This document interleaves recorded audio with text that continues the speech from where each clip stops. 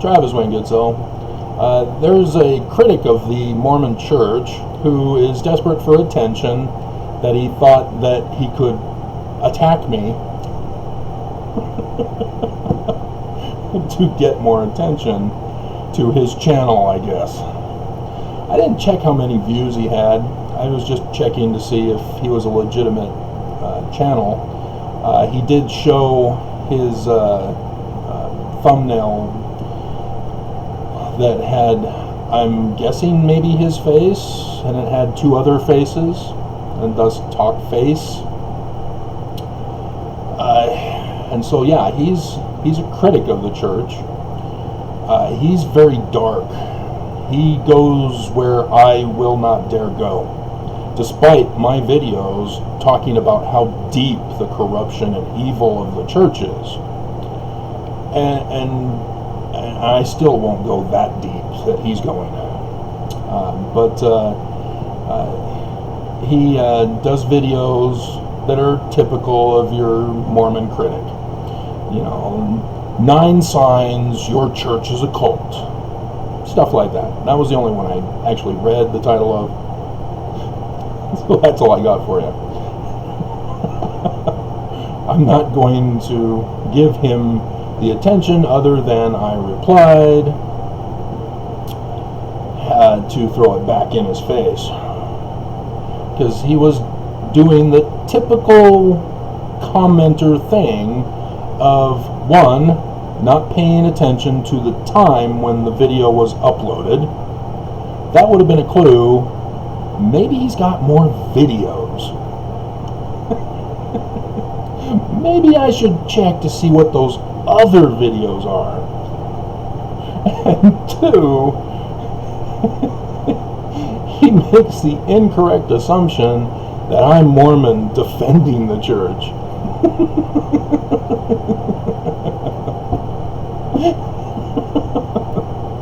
So, people are strange when you're a stranger. There we go, there's the theme song for this video. People are strange. And, yeah, I know Marilyn Manson has a version, but The Doors is the classic.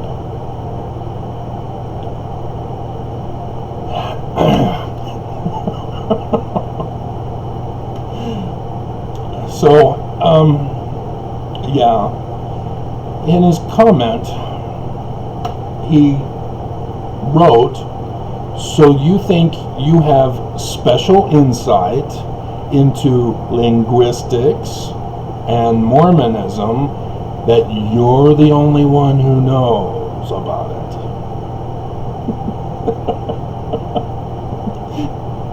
I know the trap. I'm not a spring chicken. It's done on Fox News even. And he does not understand, because he did not follow those first 2 rules of going to a person's channel.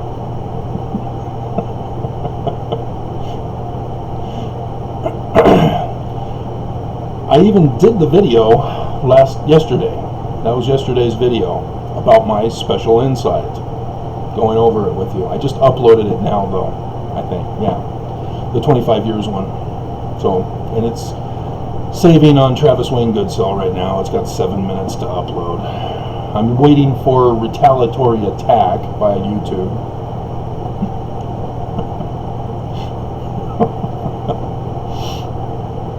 But, yeah, nobody was giving me the answers in Mormonism.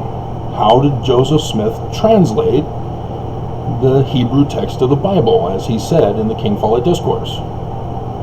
Nobody knows. And when I did find out the answer and went to the church and went to farms, they said, no, Joseph Smith is not a translator. He's wrong. I just told you he's right. And you're now trying to tell me I'm wrong. Are you sure about that?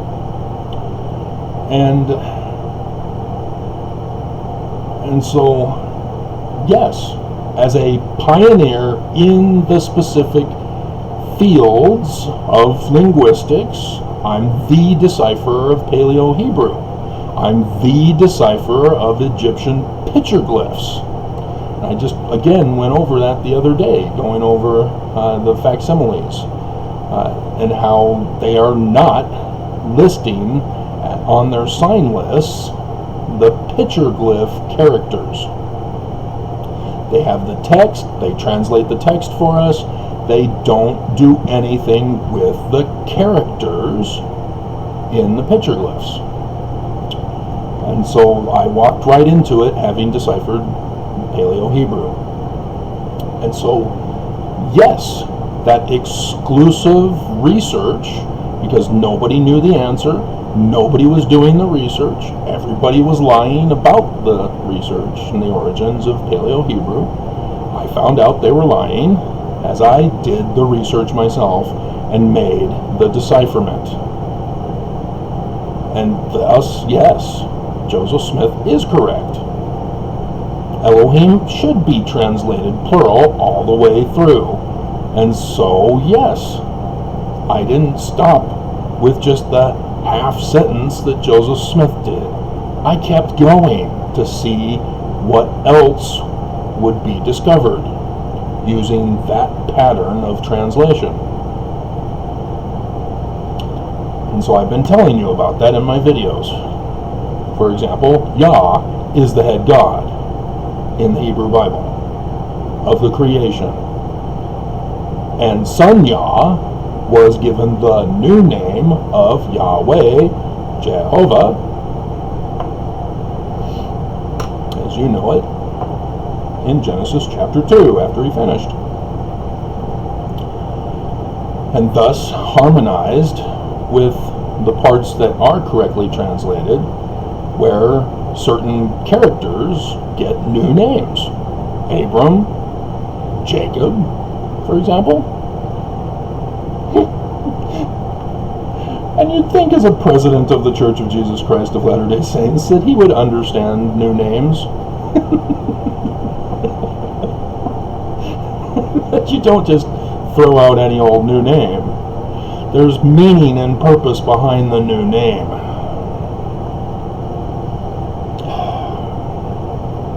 Let God prevail. I'm never letting him live that down. And so yes, with Mormonism, as the video, A Mormon Hostage in Utah, 25 years. I was originally thinking I would just do it a simple, a Mormon lives in Utah for 25 years. But I tried that previously, nobody cares. I have to do shock titles to get people's attention. Very frustrating. As I got to rebuild my subscriber list from those who weren't listening to me and have now died from coronavirus. And so yes, I do have special insight into linguistics and Mormonism that no other Mormon or linguist has, because I did the work. So does this guy? He's projecting. He thinks he's got special insight into Mormonism and linguistics based on what other people have told him, and likewise with Mormonism. And so he thinks he's the special one. As all he is special is that he can do thumbnail pictures and stuff that I can't do. So that's it. He has no knowledge on the subject matter, but he wants attention. So talk face, look him up, give him the attention he craves. He's desperate. He's coming to me to get more views and attention. So please give him the attention he so desperately craves.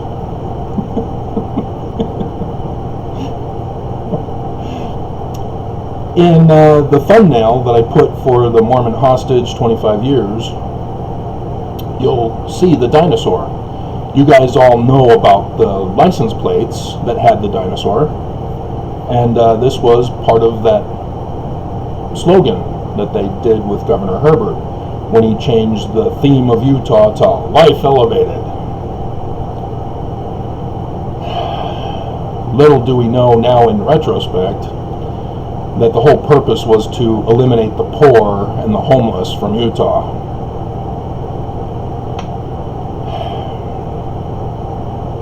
But there's a dinosaur. And dinosaurs involve the science of archaeology. Utah is a prime location for dinosaur remains. And so there's, down in southern Utah, there's that one museum place where you can go and see the replicas of the dinosaurs and all that stuff. It's like a tourist place.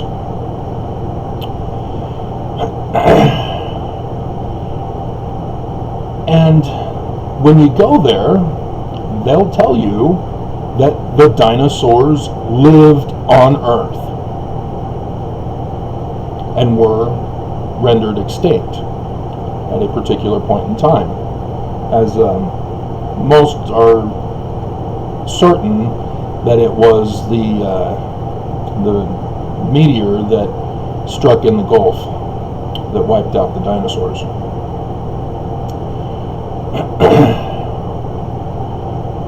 And they're not going to tell you, in fact, they're going to tell you you're wrong if you tell them that the dinosaur bones came from another planet out in our solar system, or in another galaxy, or in the universe.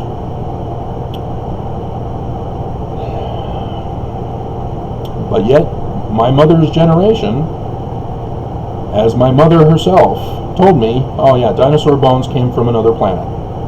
They were carried on a comet or asteroid and were planted here in the crash of the meteor. And were sent here, and some even say, oh, it was Lucifer who sent them from outer space to deceive us. Yeah, the scientists all call that nonsense.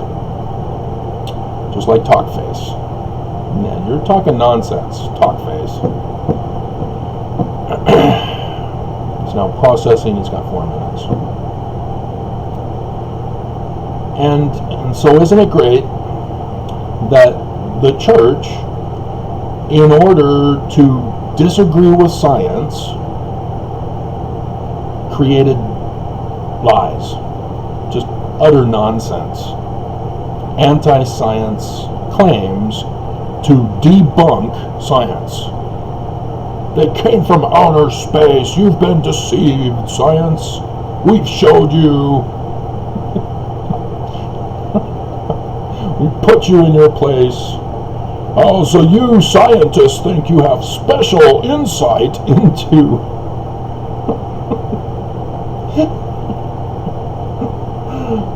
Yeah, and where does this all come from? It comes from the Catholic who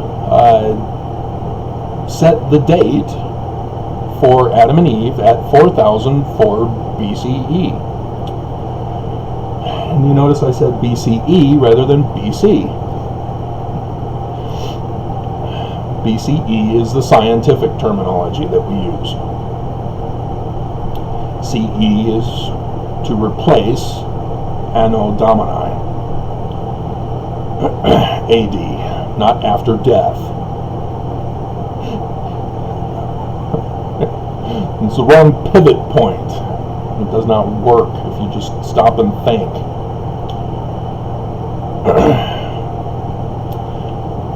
And the Jews, likewise, they have a different date. It's much earlier. It's 3,700 something. And so, according to their calendar system, they claim that the Exodus of Moses, as written in the Bible, is 3,333 years from this current Jewish year. And September 7th starts the next Jewish year. And so you've got both Jewish and Christian giving us dates of Adam and Eve at around 4,000. No. Both are wrong. And why? Well, when was the Bible written? Oh, well, from the early beginnings, Travis. Not the one we have. Is that 95%? So I'll be clicking publish once I finish here. Oh yeah, I didn't check to see if there were any comments on this one. There we go. Now it's thinking it's going to check. Oh, we're going to find something that'll violate. Yeah, no, you're not. This is a waste of time that you just threw in here to slow down processing.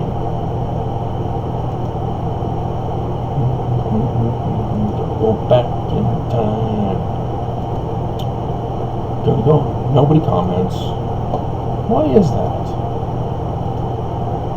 See, that's the beauty of holding all comments for a review, is that people learn that they can't be mean and abusive. And so if they want to keep watching my videos, they need to shut up or your talk face.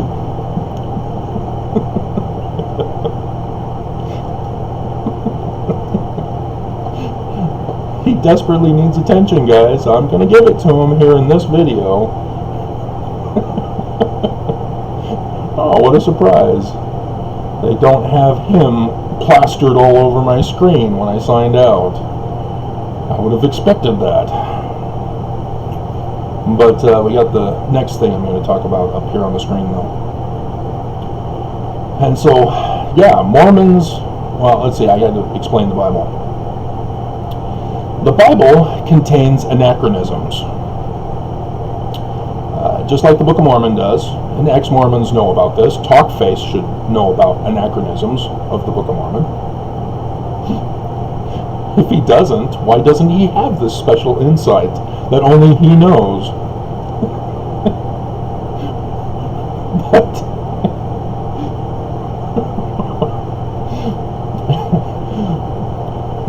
But the anachronisms in the Bible lead to the conclusion that the author of the Bible could not have existed before the date of the anachronism.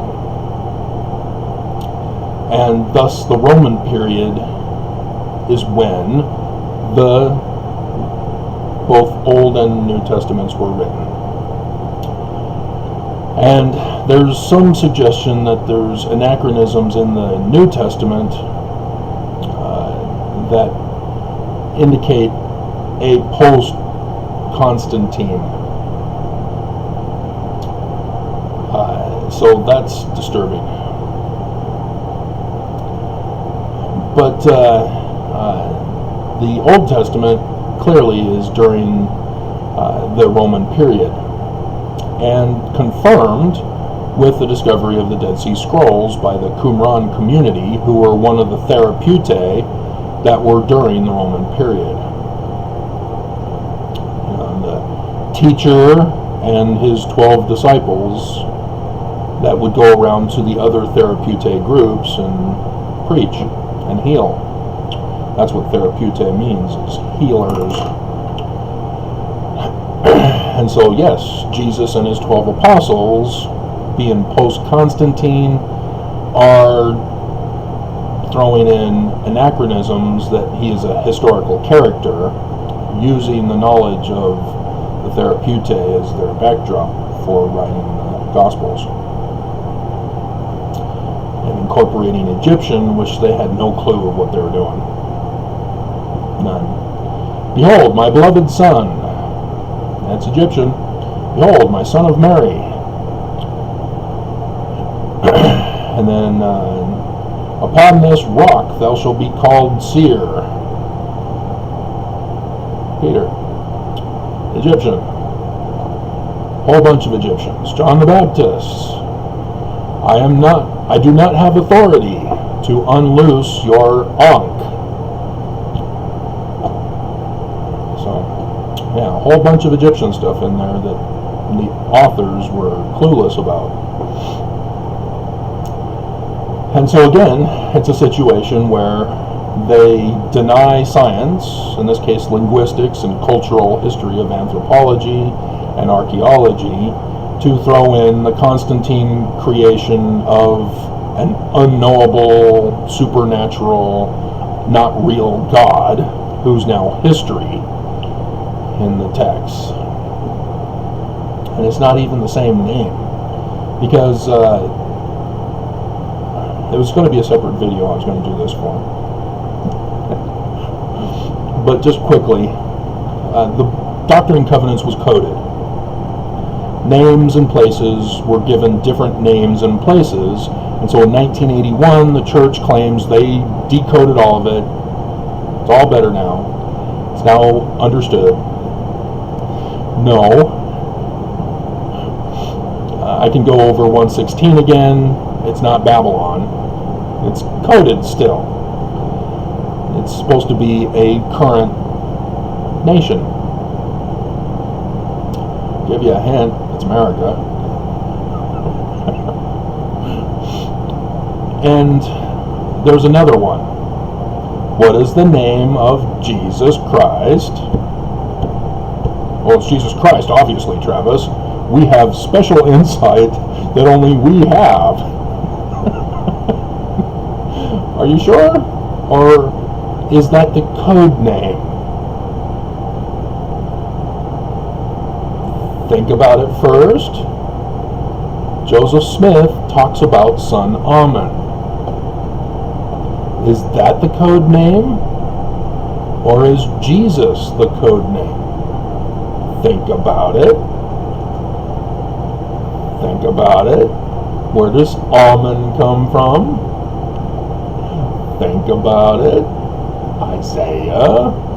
And his name shall be Emmanuel. El is God, so what is Amen? Amen.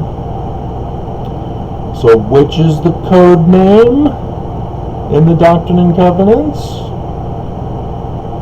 Yeah, Jesus is the code name. And so let's bring it up. There's only two places for Amen. Adam on Diamen in 116 is not findable by typing in Amen. Let's see. Here it is. 95:17. Saith son Amen, or in other words. And so these are alternate code names for son Amen. Alphas, Omegas, Jesus Christ, Lord. Ta-da! So you thought it was Jesus, did you? Oops, so did Matthew. Do we need to go over Matthew? As he quotes Isaiah, doesn't name Isaiah as the quoter. That's the quote from which it came from. And despite that, despite even telling us an incorrect interpretation of Emmanuel, God with us. No, it's not let God prevail. They put in Jesus as his name, and they called his name Jesus. You're supposed to call him Emmanuel. What are you calling him Jesus for? Again, it's not a real history. It's a messianic apocalyptic literature. That's what was being written during the Roman period. And so none of the Bible is accurate.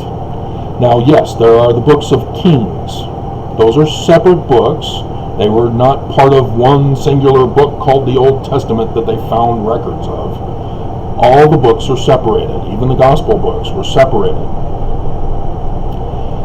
And the books of Kings, which includes Samuel, because they're actually called 1st and 2nd Kings, and so 1st and 2nd Kings is actually called 3rd and 4th Kings. The initial stories, until you get to as far back, I can't remember the name of the king. It's right before the attack by Assyria of the northern kingdom. That's as far back as we're able to go in archaeology. We can't go back to King David and Solomon in Jerusalem. I've showed you with my special insight that only I have, being the decipherer of Paleo-Hebrew, that they came from Egypt.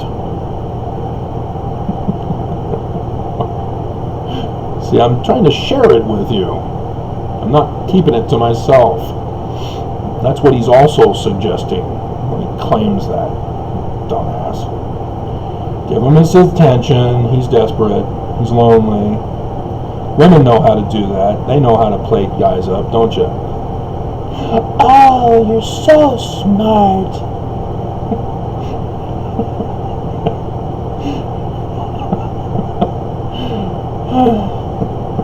Anyway, I'm so lonely.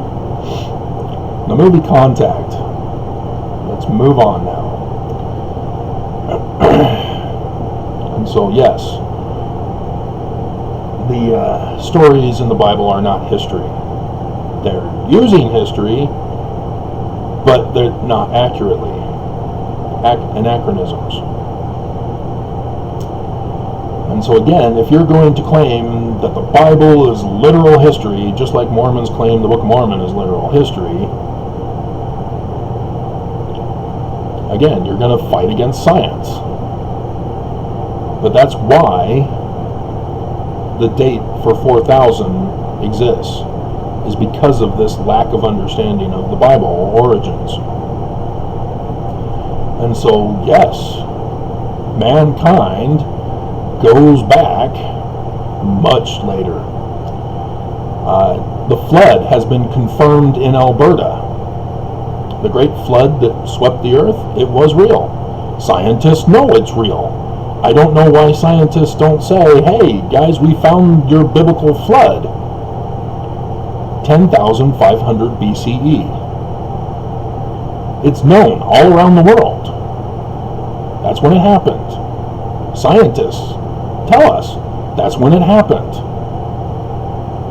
In Alberta, just in the news the other day, yep, there it is. We had a flood, 10,500 BCE. Confirmed.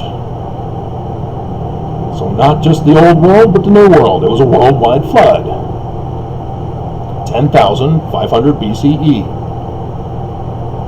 And the pyramids were built before it. Bright Insight did a video the other day as well, adding extra confirmation that the pyramids were built before the flood.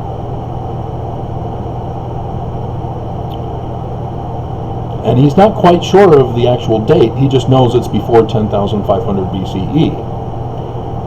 Well, these other people who know the date for when the pyramids were built, it's around 12,000 BCE.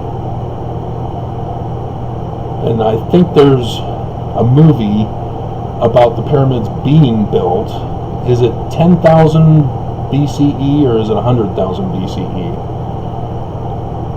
I think it's 10,000, and so that would be wrong. It's got to go back further in time. Back in time. Let's see, let's start with movie 10,000 BCE.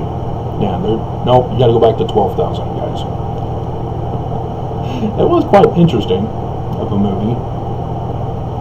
I should have that. I better check to make sure I've got that.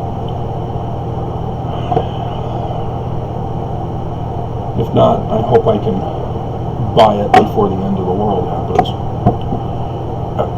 Again, special insight that only I have, because nobody will listen. Alright, so in the movie Contact,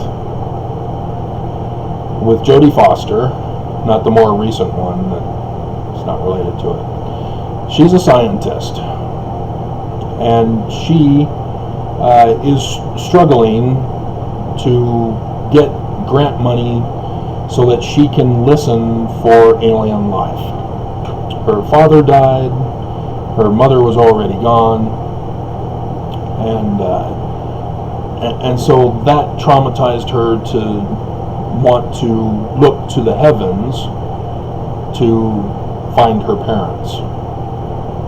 Specifically her father, who was the one who got her into astronomy. And it's sad when he has his little heart attack thing and she blames herself for not getting to the medicine in time for him. And then the religious guy just says it was God's will. And she didn't like that answer. I don't blame her. And so she became a scientist who doesn't believe in God. And yet she's still looking to the heavens for him as a scientist. So there's a little bit of a contradiction there. But you can tell that the show was written by a religious person who's trying to harmonize science with religion, but wanting to put science in its place. Just like Mormons, just like Christians with the Bible and dinosaurs and Adam and Eve and all that stuff.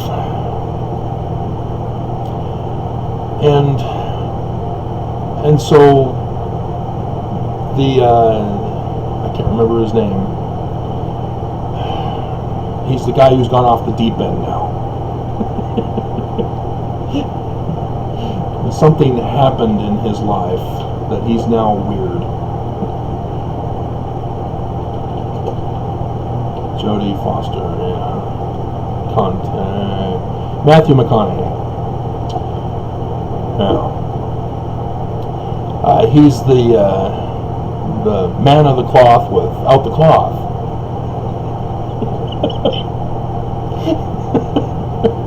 And he talks to her at the White House banquet thing, where all the special people were gathered. As she gets a beautiful dress. My goodness, that was awesome. And they go outside as she slams him about God not existing. And so he takes her outside. Let's go outside and settle this. And he says, and he counters her with, do you love your dad? It's a fallacious argument. It's not equivalent. Love does not have anything to do with the physical reality of a God. Love is an emotional response to physical interaction. And so love, therefore, is describable with your actions towards another person. And that cannot be compared to whether or not there is a God that can be proven or not. And again, I already went over with you. Constantine purposely sabotaged God to not be provable, to not be confirmed, to not even be tested, because mankind can't know God, it's so beyond us. Well, yeah, then you can't know that he's beyond our comprehension then. By saying that he's beyond comprehension, you have put him into comprehension. And he's not supposed to be there. You've sabotaged your whole argument. You've lost the debate. Get out. Loser! Move on! From Twister. I watched that the other week. Again. And so, again, and then of course if you saw the ending, they didn't want to have that be the focus of the show. Because there's 15, 18 hours or whatever of blank tape. Blank recording. How could that be? Is it a mystery of God? No.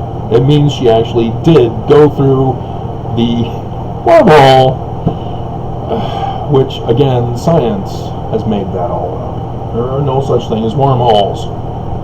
There are no other dimensions. Again, replicate it. Do the theory test. Oh, well, we can't. Really? Why can't you? Big Bang? Replicate it. Oh no, we would destroy the universe. Yeah, you can't, can you? And it was a Catholic who created the Big Bang Theory so that he can justify the Catholic translation of "in the beginning."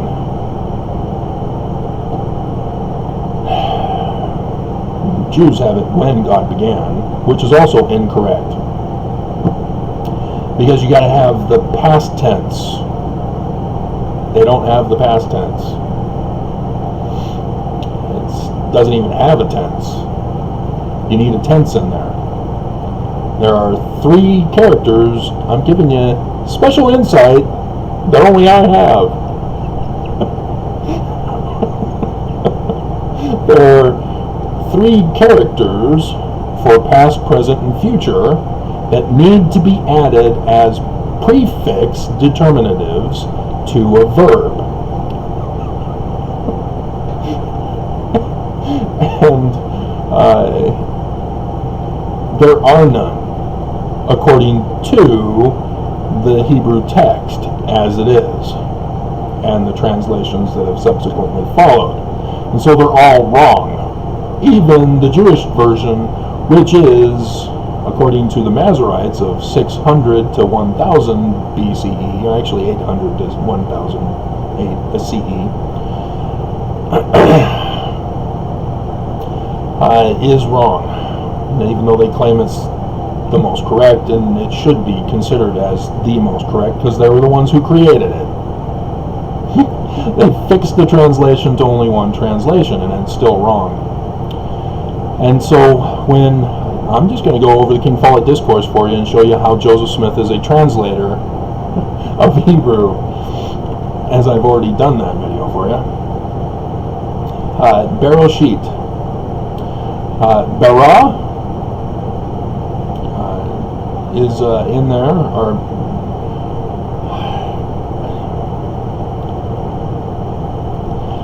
Joseph says that the B has to be dropped. And he's right in that the sentences did not ever begin with a prepositional phrase. In the beginning, or when God began.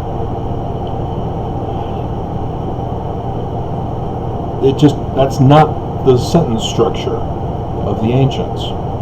It's noun, verb, and then noun, if necessary. Very simplistic. Not complicated. There weren't all these adverbials and prepositions that complicated the text. Those were later additions, thus anachronisms. And so, yes, let God prevail, an anachronism. For Amen, a God among us. What was it? God among us.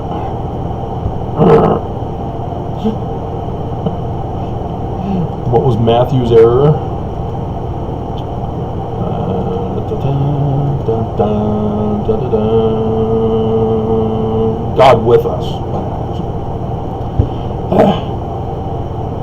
Yeah, anachronism. Not the definition, not the translation. Anachronism. And so, Bereshit, yeah, you have to drop the B. It does not start with in or when. And when was even a push and a stretch even of itself. There's another letter for when. And so then you've got Roshit. Well, the T is a feminine plural ending. The head women is what you now have. I'm curious to see how that would fly with the Jews and Christians.